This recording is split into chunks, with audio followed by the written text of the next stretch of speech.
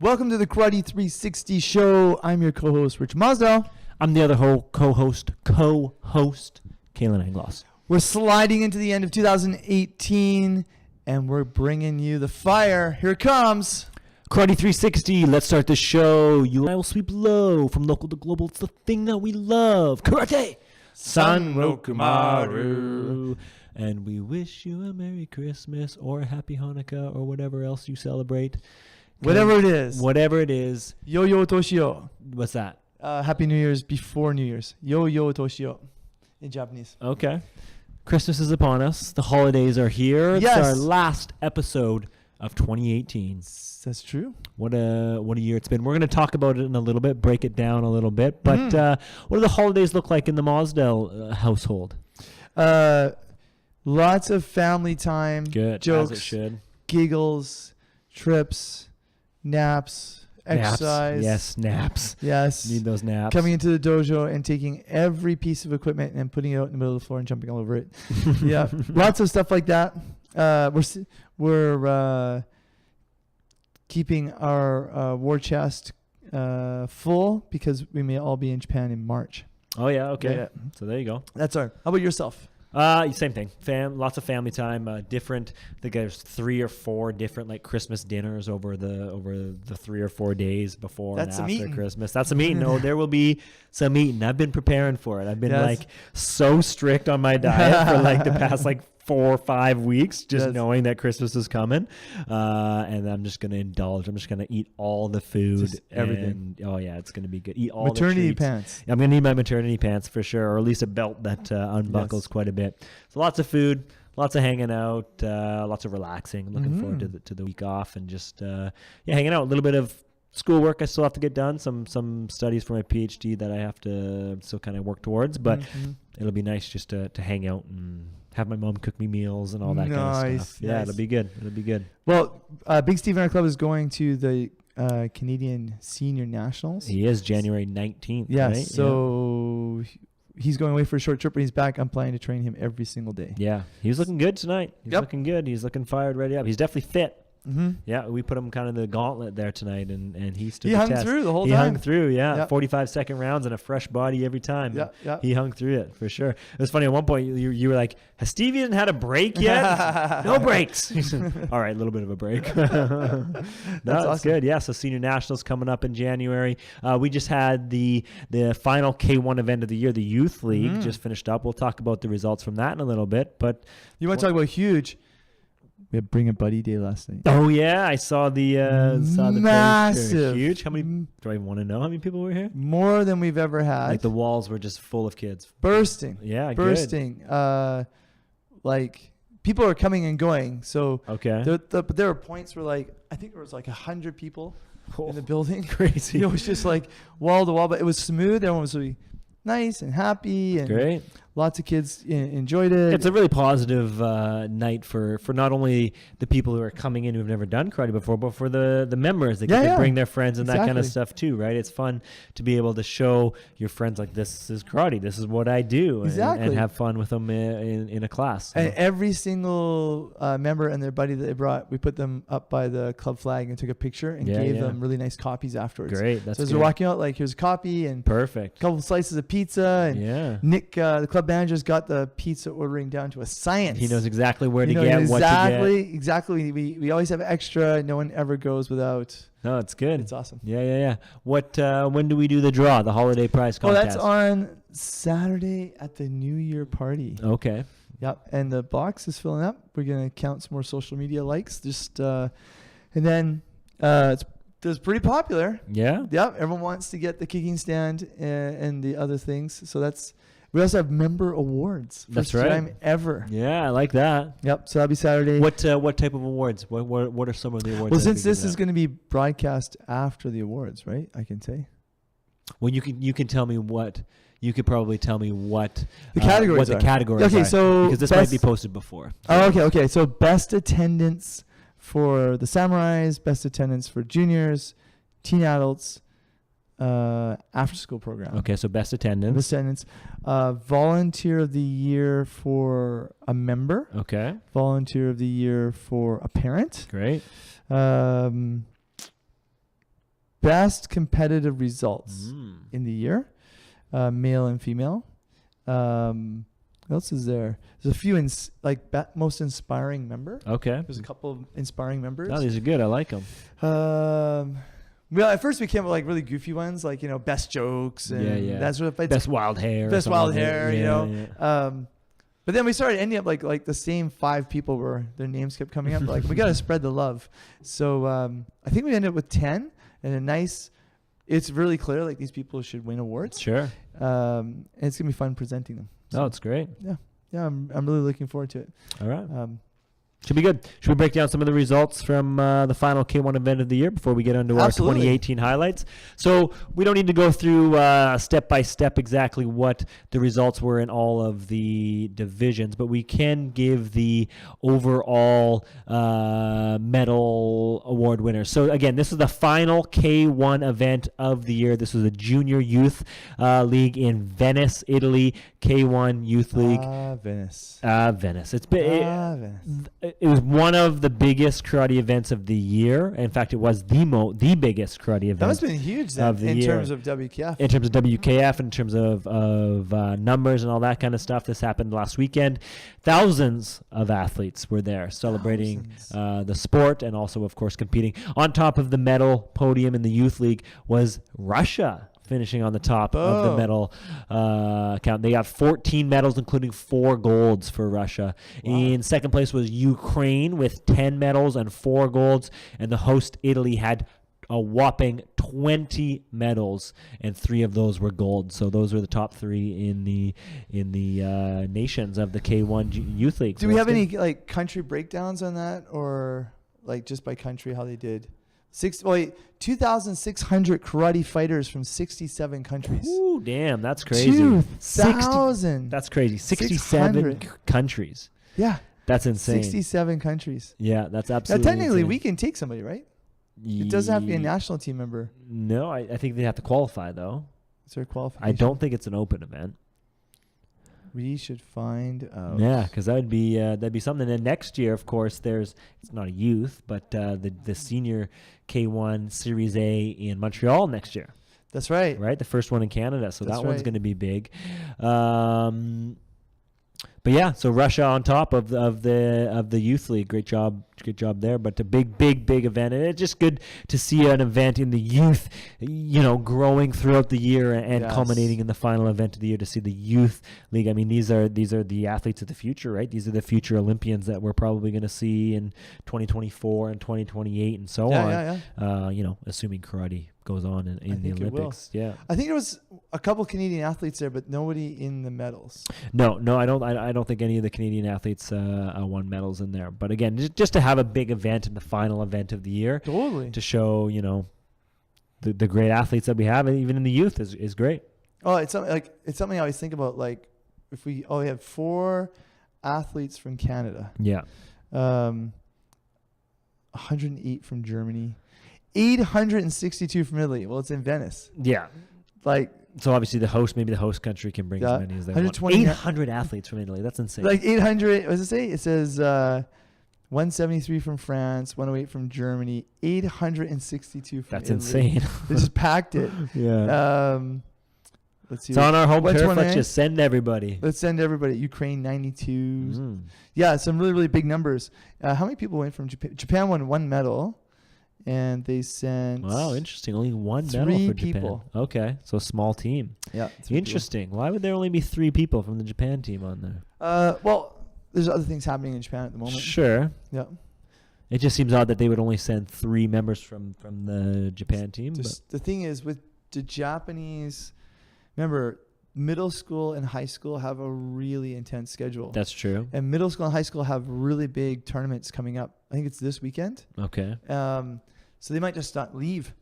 They just training for those big events. Yeah, training, and also they still technically those ages they're still studying. Right. Of course. They're still students. Because remember, in Japan, you're in school until December 27th or 8th. Okay. Right. They don't celebrate Christmas because it's not a Judeo-Christian country. So right.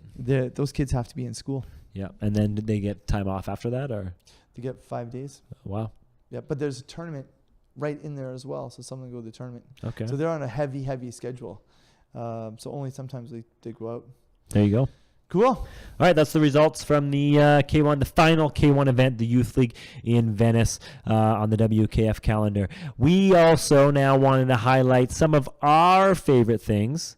Unless do you want to talk about the change? Let's talk about this first. Let's talk about the change in the change. I just saw this. Yeah, go for it. So I think it was very interesting to see that in the new rules 2019, they're going back to scores. Yes, right? Kata. Yeah. And less rounds. And then you can wear your black belt, which I thought was a great idea. For sure. Wear your belt. Get up there. Wear your belt.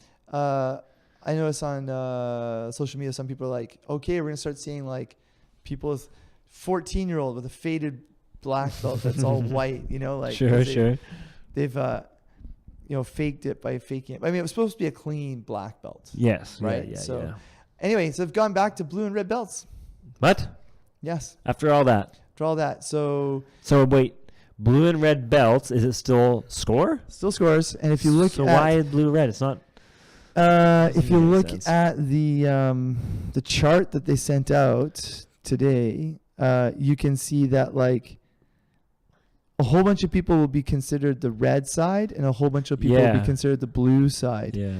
And then kind of doesn't matter what color you wear. No, it really doesn't. Which doesn't make sense because it's not like you're getting red flags, blue flags. No. So I don't understand. I have to this. see how I'm gonna have to see how it works. But maybe just like because if you look at the chart, they've got here. I think this is for 1, 2, 3, 4, 5, 6, 7, 8.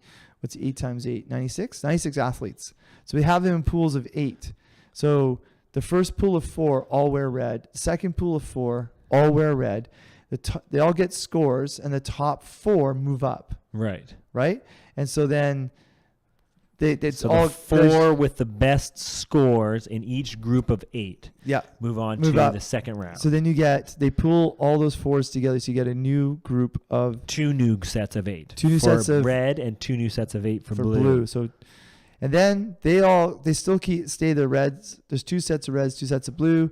They take the top 4 from each. Now you have a new set of 4 plus 4 for red, 4 plus 4 for blue, and then they go against each other at the end.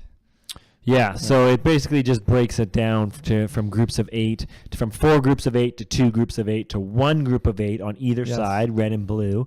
And then once you're down to just the 1 group of 8 red, 1 group of 8 blue, they go up against, and then that's when they're working to get into the bronze and the finals as well.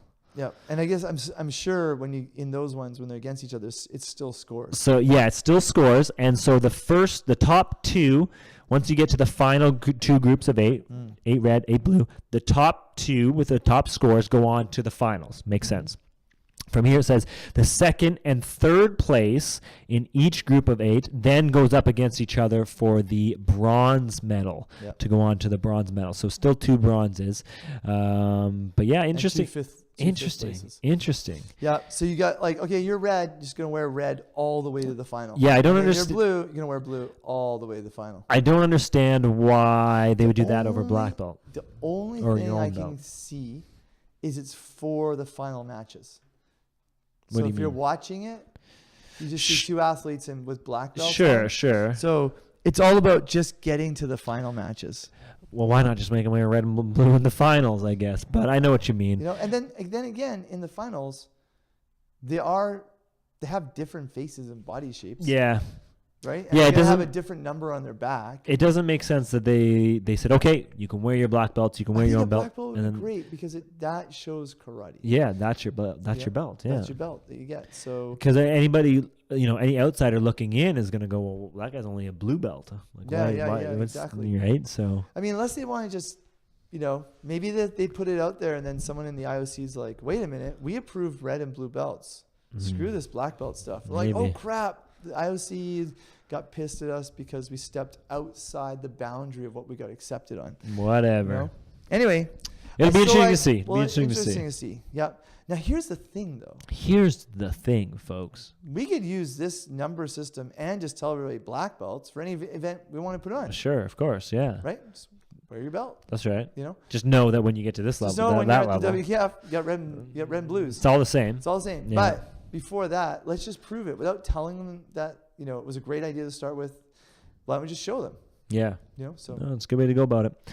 So those are new rules being put into place in 2019. We'll keep an eye on all that kind of stuff and how it plays out, because 2019 is going to be a big year for changes and things happening as we lead into 2020. Absolutely. There we go. Speaking of years, this year, 2018. So many great things. What a year. This is probably on the global stage, on the local stage. Oh, man. In terms of karate, so it's hard to beat the announcement of karate getting into the Olympics in terms of a single event setting the sport on the world stage and bringing eyes. That's pretty big in terms of a single event.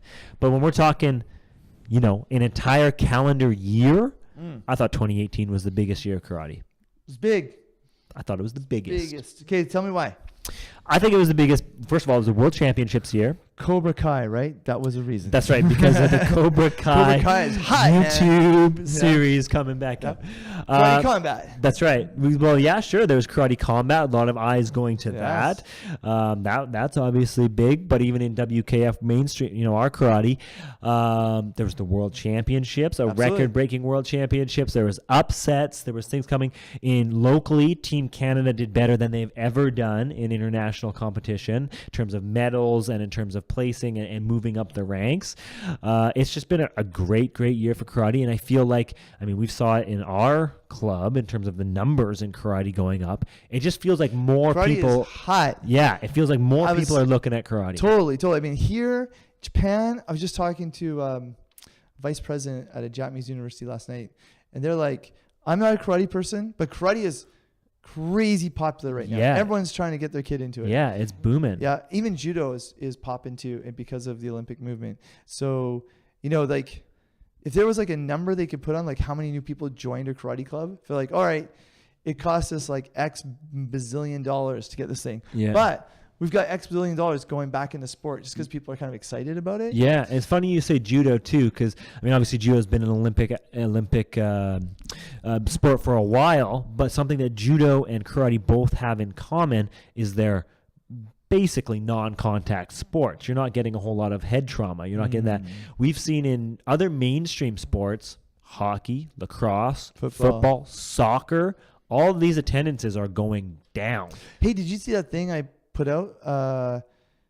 The family was at a middle school here recently, and the middle school had a study, which was a local one. Okay. 70 or 80% of up to grade 5 elementary kids are still in sport outside school.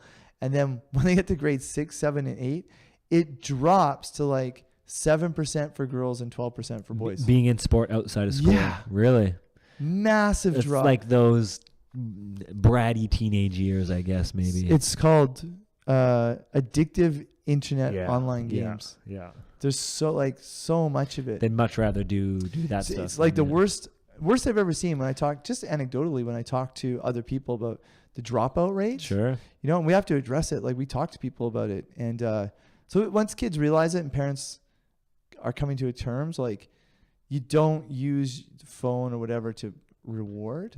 So other than that, by the way, it's not just karate. All sport, every activity, physical education in schools. Some schools don't even teach physical education anymore. They just took it straight out of their curriculum. One of the good things was there was a lot of kids who I found out in the club just this week who've dropped other sports but are staying with karate. It's the one thing that they and their parents can agree on, so they can keep their internet games. Yeah, we'll take it. We'll take it because we broke 200 members. Yeah, we did. Just so it's hot. Boston. Yeah, it's hot. Like I said, it's the hottest it's ever been.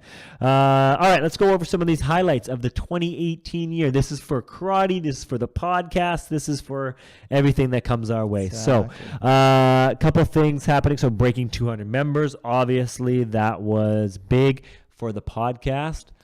Breaking that 100 episodes. It's amazing. We talked about it on the 100th episode, but it's great. Awesome. We hit 100 episodes. But for us, you and me, we've done more than 100. 100th episode was actually probably 10 or 15 episodes ago. Yeah. And it's just we're just keep going. So it just feels like we're getting started. Yeah. So 100 episodes is great, but it's a milestone for sure. So we appreciate everybody listening. I want to do more interviews. I think I agree.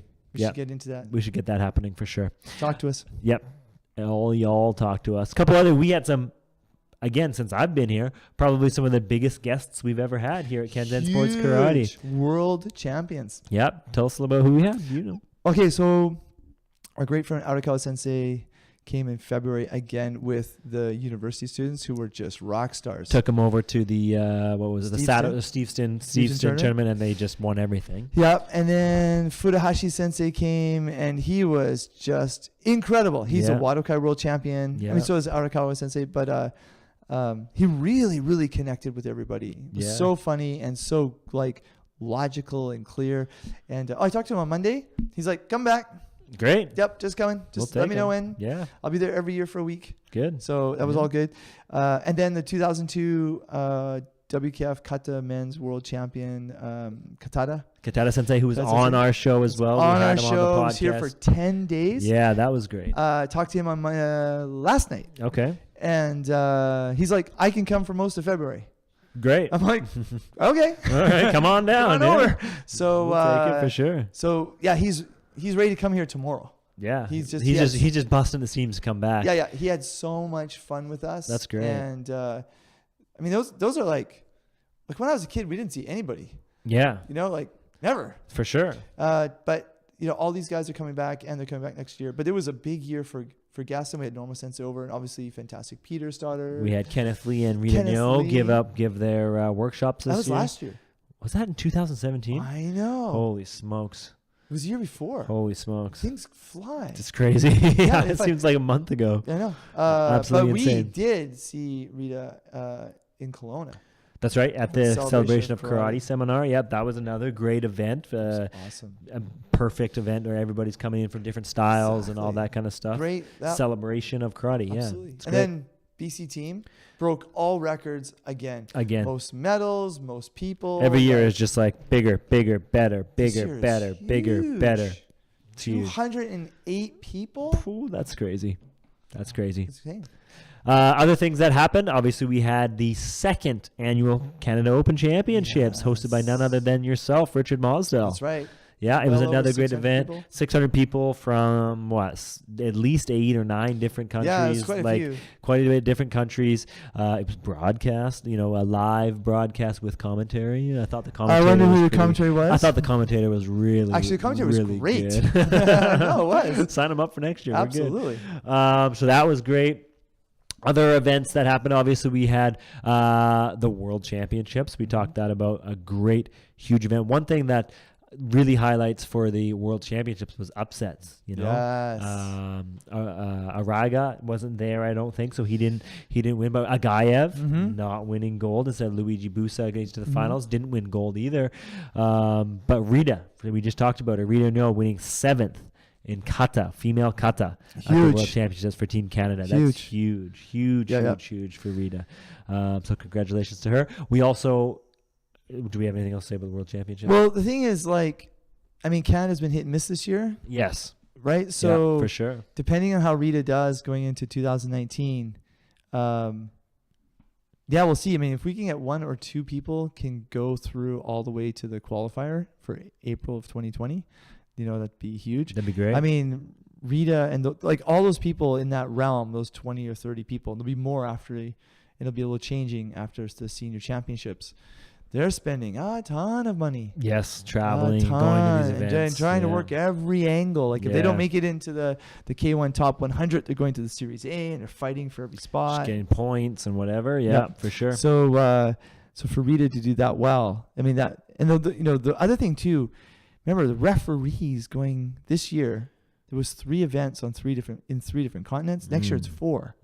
Yeah, that's right. So the referees now are the same. They're the only ones who can afford to go. Yes, yeah. And so the referee pool is getting to know each other better at that level. So if they're thinking, okay, Rita's like a 7th, and if she continues improving or being consistent, she should have some more consistent results. Absolutely, yeah. Unless this, it'll be very interesting if this scoring system throws everything up. Yeah, it's going to be interesting to see when it happens. Could throw everything up. I'm going to keep our eye on the first K1 event in January and just see kind of how things play out a little bit on that one. Exactly. Also on the international stage, Haya Juma winning the first winning a gold medal for Canada at an international Is competition. that the first one Canada's won at a K1? I was really thinking about that. Yes, it is. Wow. Yeah. The only other golds I think were the World Championships in the para divisions that Canada has won, but at a K1, so we've had golds at Pan Am's, like at the PKF championships. Have like we? this year, I think we had 2 or 3 PKF golds. So I was just thinking about, for sure. There was 2 or 3. So it must have been the first K1. For a first K1 gold, I think you're right. Because I couldn't think of anybody else who had a K1 gold. Yeah, so there we go. Yeah. Haya Juma. That was a huge win for her in Shanghai, right? Mhm. Yeah, so congratulations to her, highlighting Canada's rise in the international competition for sure. Yeah, it's fun seeing pictures of her traveling and she's like training outside. Yeah. Different places. And Yeah. she's really good. She and her coach are really good on social media, like Yes. just sharing a ton of stuff. So Yeah. No, it's good. And then lots of new black belts across the country and that kind of stuff. But here locally, of course, we had a couple. Our own Owen, who was on the show a couple weeks ago, getting his Shodan. So congratulations to that was Owen amazing for getting his, and none other than Emma Mosdell, Yes, your daughter, I getting know. her Shodan as well, right? man, big emotional year for those, like, because they're, obviously one is my family member, my daughter, and another one's Owen, who is a Kenzan family. Kenzan family, like from first month. Yeah, it's kind of funny because both of them are like from first month. Yeah, crazy. And so Owen getting his in July, Emma getting hers in November. I mean, it's also crazy just to see like, oh my God, an offspring of mine went out, did karate, and got a black belt, and is in now like middle school, and she comes and helps with the classes. Sure, that's great. It's that's wacky. All right, I'm gonna put you on the spot here. Maybe you just answered it for us, but what is your best highlight of 2018? My personal best. Your highlight. personal. What was your favorite thing of 2018? I didn't even thought about that. Well, you're gonna think about it right now. I mean, the first thing that came to my head was hiring Owen full time. Yeah. Best. Like, he's been a rock star. He's been a rock star. He's great for the club. He's awesome. Oh man, it's just. Yeah, it's funny. Like he works so hard. Other people call me up and go, "I need an Owen." Yeah, for sure. Like even tonight, looking for a screwdriver. You said, I don't know. Go ask Owen. Owen literally like could have drawn me a map of where to find. Like he's like, go in there in the black bag. In that bag, there's another container. Open the container. Then you need the key. Open that. Just like, all right, I got it. Yeah. Yeah. So that was good. Like, no, absolutely. I think the other one was we really figured out the staffing. Yeah. Like, we really figured out the system, adding the duotang. I can just look at them from here, but like the duotangs with the monthly evaluations and the grading reports. Yes, the member training logs and stuff. Yeah, the training logs. Like that stuff was a really great start. And starting Team Kenzan. Yes. That gave everybody now, it's a focus. Yes. They know exactly where they sit as a regional, provincial, national, and then where they sit in their division. And I make a whole training plan. And then, with your help, that's given them something to really coalesce, bring everybody together. Yeah. And I think even the sense of them training together. Great. So, I mean, there's lots of stuff. There's lots of stuff. There's been some real heartaches. We've heard about some young members who are incredibly ill, but they still come and train. Sure. Yeah. So that's really inspiring. And probably like, we know we can max this place out a little bit more, but we're really looking at the second location for 2019. Yeah. So it's just neat to be at this like launching pad. And yourself, I mean, so number one, you are a real businessman now. Yes. Yeah. So starting my own thing, definitely. I mean, that happened. That's relatively new, so that's definitely fresh in my mind. But that's definitely ignited a lot of stuff in me as for sure. In the karate world, I mean, you said starting the Team Kenzan, I think was great. The first tournament was at the Victoria Open tournament. I thought that was probably one of the best times of the year because it really brought, wasn't just Kenzan the club. Now it was Kenzan the team. Yes, and everyone was training together and rooting for each other and competing together. Yes. And I thought that was really great, and I was really grateful to be a part of that. So that was probably one of my favorite. And then if we go back to maybe close to the beginning of the year, the national championships are always a highlight of mine. And I thought in Halifax they were great. I thought it was a good event for Canada, and we. Well, our club also got a gold, a silver, and a bronze. Yeah. So I mean, that was from people training with us for a long time. yes. Working out, and then just being there with you and seeing. That was like the proof of the model from the year before. For sure. Yeah. Right. Like the first year we knocked it out of the park. And then the second year was like, exactly. Like, okay, you can kind of have a little, maybe an outlier year. And then the second year, it's like, oh no, they did even better. It was just crazy. It was just crazy. Yeah. And it was funny. It was like, just stand back, like get out of everyone's way. Yeah, for Make sure. everything simpler. Yeah. Like, don't make them travel 10 times a year and do stuff like, no. And qualify for things that they don't even really need to qualify Yeah, exactly. for. There's no need to layer it. Like, let them train in their club. Yeah. And let the club instructor and the athlete decide what's best for them. Yeah. And we'll just facilitate the path of excellence. 100%. Yeah, absolutely. And that was 2018 in a nutshell. Things to look forward to 2019. We got Canada Open 3 coming. And that's going to be, when are we going to be able to see a brochure or something on that? February 1st. Okay, so that's coming out. Canada Open. Obviously, we have lots of K1 events and lots of international events as we gear up for the 2020 Olympics. We got the national championships, first year in Canada that we've done senior and junior. Split. So there's that.